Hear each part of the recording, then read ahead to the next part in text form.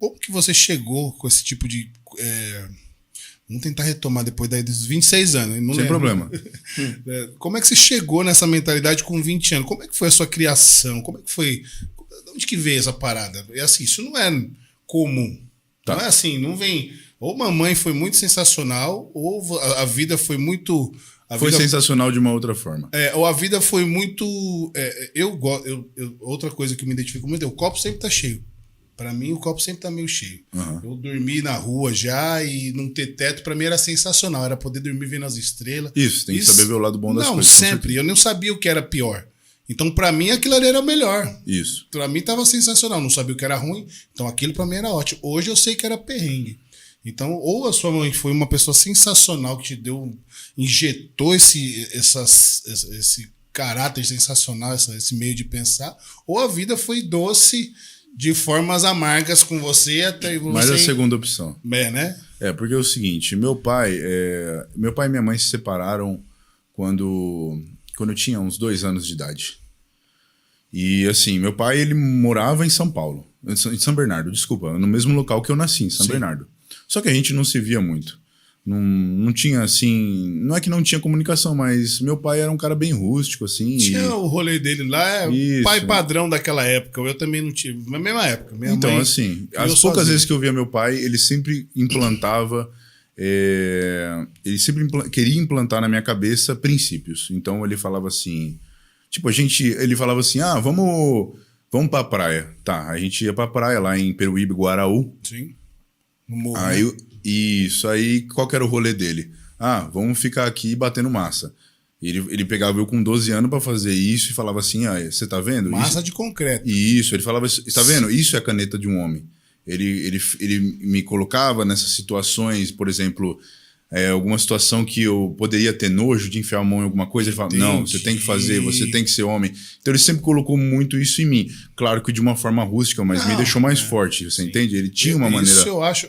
É que hoje em dia o mundo é outro e o pessoal vê de uma forma muito negativa esse tipo de tratamento, mas eu acho que é o mais sensacional que construiu o pessoal. Mano, olha o cara que eu tô falando aqui, pô. Ele tá me contando como ele chegou a esse mindset que ele tem hoje. Foi tomando porrada mesmo, foi pegando, vai lá fazer o bagulho mesmo e tal. Sim, meu pai sempre foi assim, tanto que tudo que eu conquistei desde os meus 14, 15 anos de idade foi com o meu próprio trabalho. E ele implantou essas coisas. Poucas vezes que a gente se via, a gente sempre eu captava essas coisas dele.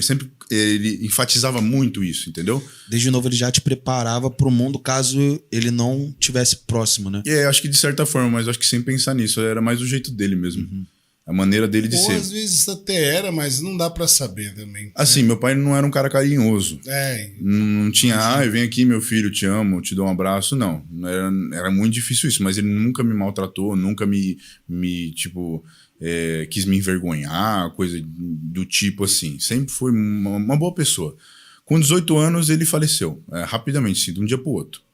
Meningite. Meningite? Isso. Tava aqui normal, no outro dia, morreu. Quantos anos ele tinha quando faleceu? Acho que 50, 49. Nossa, mas a expectativa era outra também, né? Não era tão assim, não. Já era mais alta mesmo. 50 anos, morreu novo. Novo, mas é que ele não tinha um baço. E meu pai, ele era praticamente... Eu acho que ele foi um X-Men, porque ele passou por muitas coisas. Ele sofreu um acidente de carro. Quando eu nasci, ele teve 119 fraturas. Nossa. Ele morreu... Quase todos os ossos. Isso. Ele morreu, os caras deixou ele deitado no chão do canteiro. Veio os bombeiros, olhou ele de novo, viu que ele estava morto. Veio a entrevista, fez a entrevista... Constatou que ele estava morto, ele até me mostrou o jornal disso, e do nada ele sobreviveu, ele voltou à vida. Caraca. Ele falou que acordou, viu o jornal em cima dele, bateu no jornal, aí os caras viu, pegou ele. E ele voltou e ficou vivo, sim. E aí você pensa, caralho, o cara teve 119 fraturas, deve ter ficado torto. Nada, jogava bola. 0 quilômetro. Tinha os pinos dele, mas era um cara normal. E só que ele tinha perdido o baço. E o baço tem uma relação direta com a imunidade. Então, eu acho que na época quando ele sofreu o acidente, ele tomou uma vacina de meningite. Só que deve ter vencido. E ele era fumante também, é outro agravante também da questão da meningite. Pronto.